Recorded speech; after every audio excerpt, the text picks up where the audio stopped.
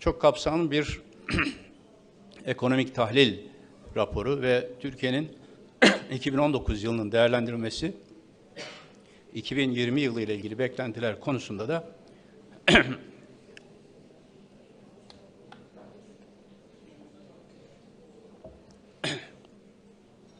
bir çalışma hazırlayacağız inşallah. Tekrar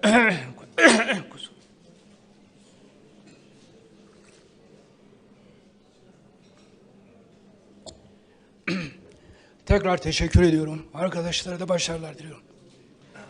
Bir gripten muzdaribiz. Buyurun. Nazar boncuğu olsun. Sağ olun.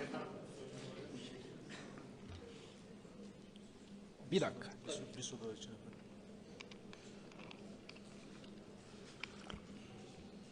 Mevsim değişimleri bir haftadır bir gripten muzdaribim. Kusura bakmayın. Evet. Uzunca bir soru olsun da vakit kazanalım.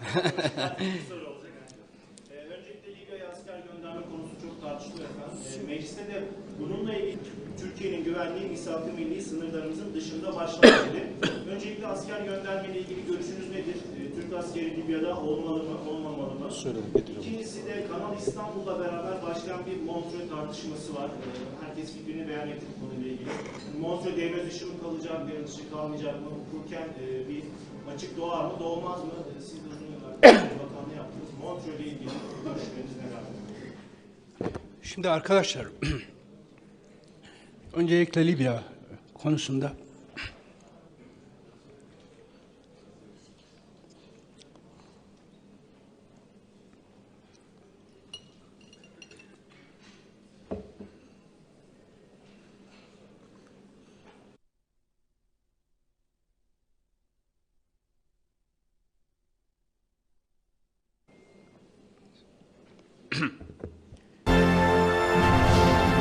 ensonhaber.com